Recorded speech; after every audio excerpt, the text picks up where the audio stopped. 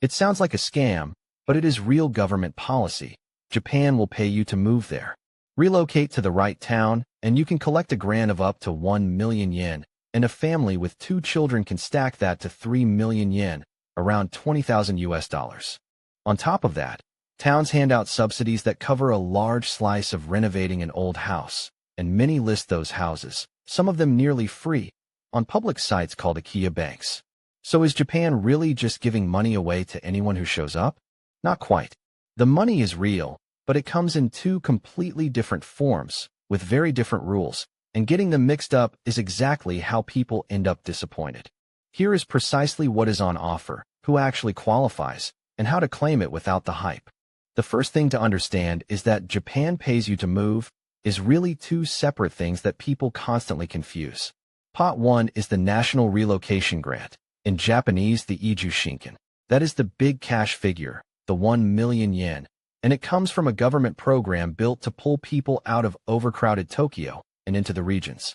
Pot 2 is local housing help, the Akiya banks that list cheap empty houses and the renovation subsidies that towns offer to anyone willing to fix one up and live in it. The relocation grant is about moving a person. The Akiya subsidies are about saving a house. You can sometimes claim both, but they have different rules, different paymasters, and very different eligibility. Mix them up, and you will either miss money you were owed or count on money you will never get. So let us take them one at a time. Start with the headline grant. The amounts are genuinely generous. A single person can receive up to 600,000 yen, a household up to 1 million, plus an extra 1 million yen for each child under 18.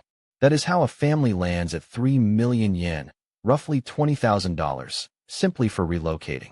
And here is the part that surprises people. Foreigners qualify on the exact same terms as Japanese citizens, as long as they hold an appropriate visa. But now the catch, because this channel does not sell fantasies.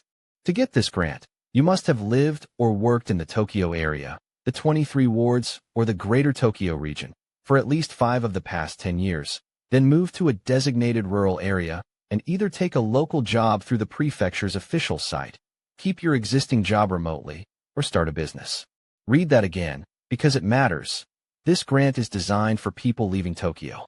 If you are flying in from abroad with no Tokyo history, this particular pot of money is usually not for you, at least not yet. It is the reward for relocating within Japan, not for arriving in it. Which brings us to the second pot, the one far more buyers can actually reach, Akiya banks and renovation money. Almost every town across Kyushu runs an Akiya bank, a public list of vacant homes offered cheaply, occasionally for next to nothing, often outside the normal market entirely. And to stop those houses rotting, local governments attach renovation subsidies. Typically, these cover 30 to 50% of eligible renovation costs, commonly up to 500,000 or 1 million yen, and some places go much further. Fukuoka Prefecture's settlement support, for example, has offered up to 2.5 million yen toward fixing up an Akiya, with extra for homes used as community spaces. Many Akiya bank programs bundle help for both buying and renovating into a single package. And these subsidies stack, because national, prefectural, and municipal programs are separate. The combined help on one renovation can run anywhere from 10% to as much as 80% of eligible costs, depending on the town and the project. Across most of Kyushu, you will also find smaller local top-ups layered on top of the national support, which is part of why the region markets itself so hard to newcomers. Unlike the relocation grant, these usually do not require a Tokyo pass. They reward anyone willing to take a dead house and turn it back into a home. The condition is often simply that you genuinely live there, which, again, is the entire point. The town wants a neighbor, not an empty investment. So how do you actually get this money, in practice? The order matters more than anything. First, pick the destination, then read that specific town's Akiya bank and its subsidy page before you buy anything.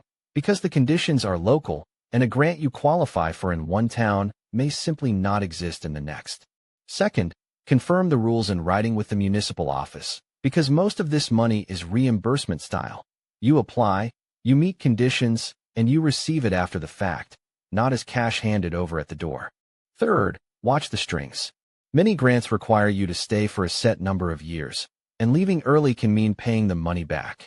For the big relocation grant, you apply through the prefecture's official relocation or jobs portal. None of this is difficult, but it is paperwork, and the single most expensive mistake is buying the house first and discovering the conditions afterward. Check the money before you sign, not after. So, is Japan really paying people to move in? Yes, but now you can see it clearly. The million-yen relocation grant is real, and even open to foreigners, but it is built for people leaving Tokyo, not arriving from overseas. The Akiya banks and renovation subsidies are the pot most newcomers can genuinely tap. Cheap or near-free houses, plus a government willing to pay a third to a half of the cost to bring them back to life. For the right person, someone genuinely planning to live in the house, the math can be remarkable. A near-free Akiya, a third to a half of the repairs covered, and in some towns a relocation grant on top.